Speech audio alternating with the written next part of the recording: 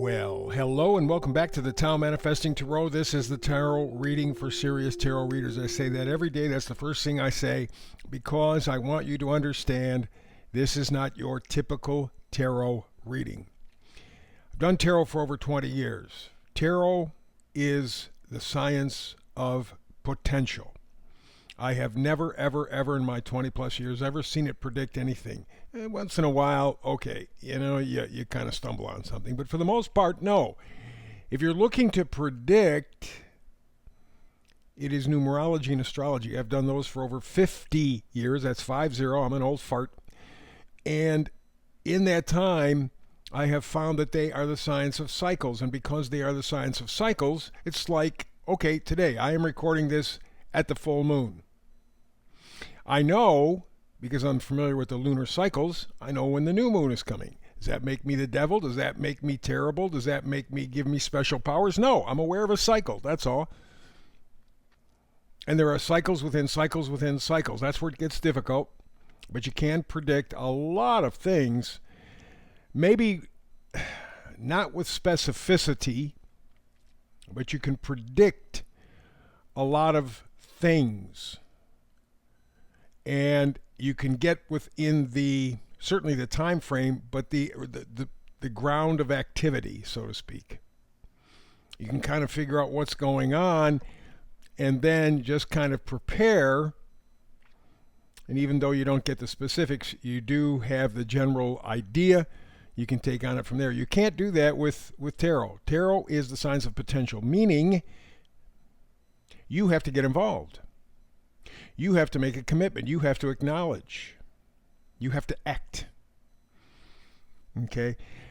As you see on the screen, there are only 5 cards. That's all I use. If you're using more than 5 cards, you're pulling shit out of your ass, frankly. You're just making stuff up so that you hit something, say something, so that the person who's looking at this is going, oh, see, I get it.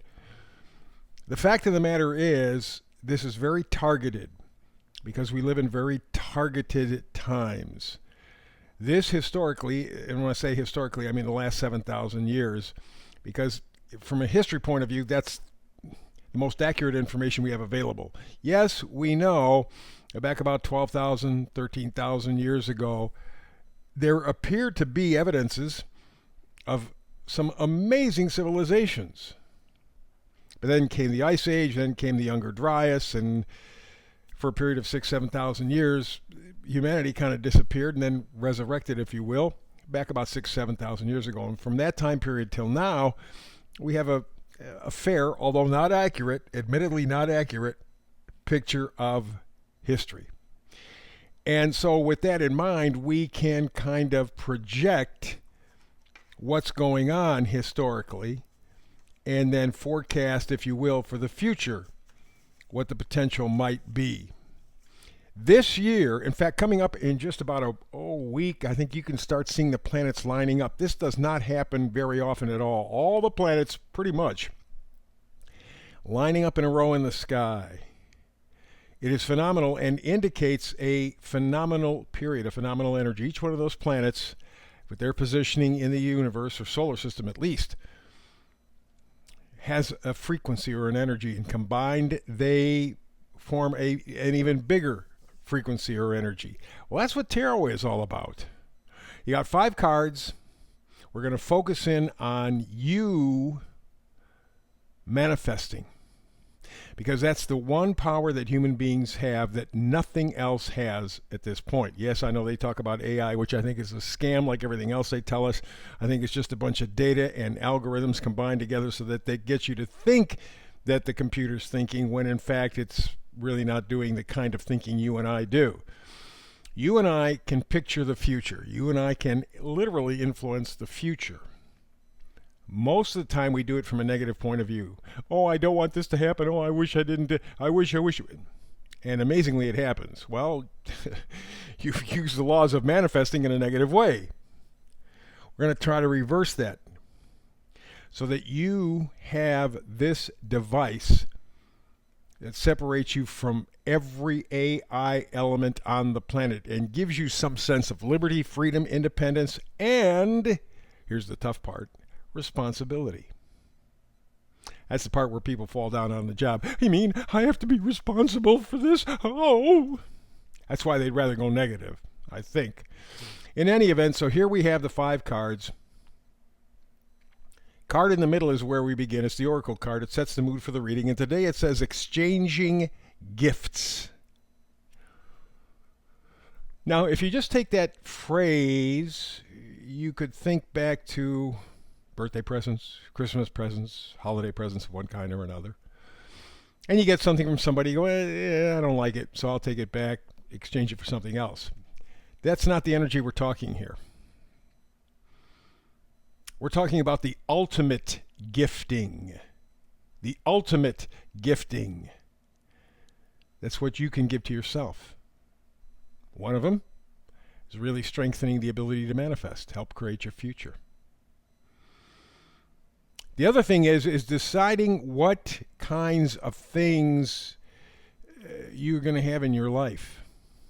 Let me explain. Let's go to the meme for today. If we are more advanced than we ever have been, and more knowledgeable than we ever have been, which is in doubt, as I said, you go back 14,000 years ago, you begin to go, maybe not. But anyway, take the last 7,000 years. So if we're more advanced than ever, more knowledgeable than ever, why do we have the highest rates of obesity, cancer, and heart disease? Not to mention, of course, depression. We're so advanced. The ultimate gifting, the exchanging of gifts, is you consciously deciding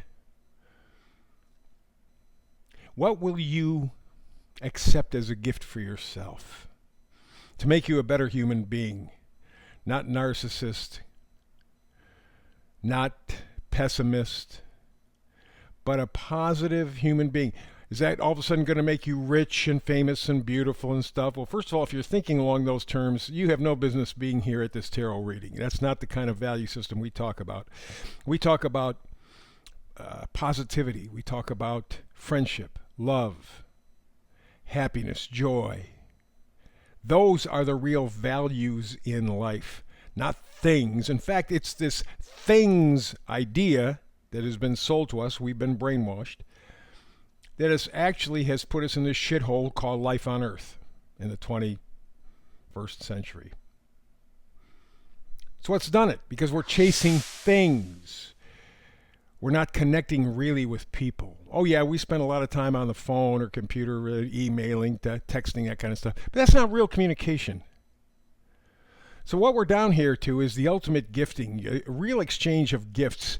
You have certain gifts, certain opportunities. Which ones are you going to choose? You don't want all of the ones that you have, because take a look at where you are now. And I don't care if you're rich, wealthy, good looking, doesn't make any difference. All that can be taken away instantaneously, gone. Just take a look at the LA fires. Is any number of things that can take it away from you. Also, by the way, too, one of the gifts is time. And time is the most difficult one of all, because you never get it back. Never, ever, ever, ever, ever. Yes, I know you have, it's my friend of mine in high school. We were so close. Well, you get together with that friend today, you may or may not have the same relationship. Certainly, it will never be what you had in high school. Or whatever, however you want to do it. You can't go back in time. It is not going to be, because first of all, you probably didn't see it clearly.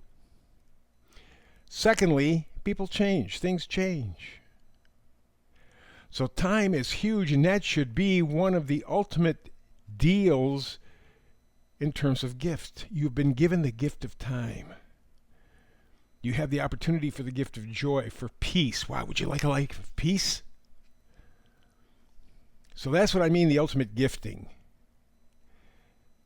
And the question in the meme was, if we think we're more advanced, we're more knowledgeable, we're smarter, we're better than every other civilization in the past, why do we have the obesity, cancer, heart issues, depression?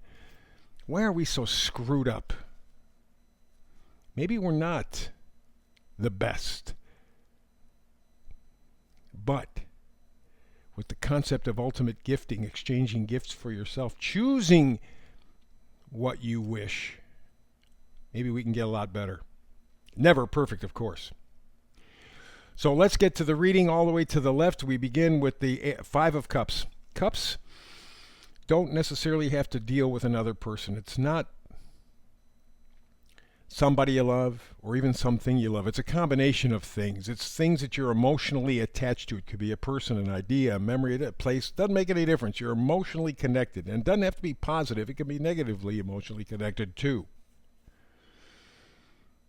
In any event, here you see the Five of Cups, the guy standing at the edge of a river. He sees 3 cups in front of him spilled. Those are empty.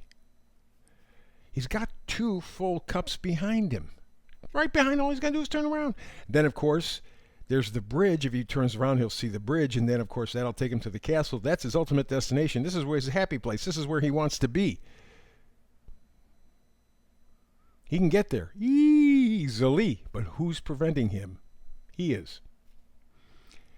A point for us to all pay attention to. The next card is the 8 of Pentacles. Again, Pentacles are things that you value. The 8 of Pentacles talks about job satisfaction. Learning.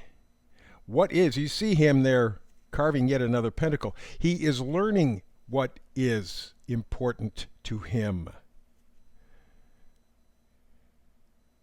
So this castle in this first card of 5 of Cups may not even be a place. It may be a state of being.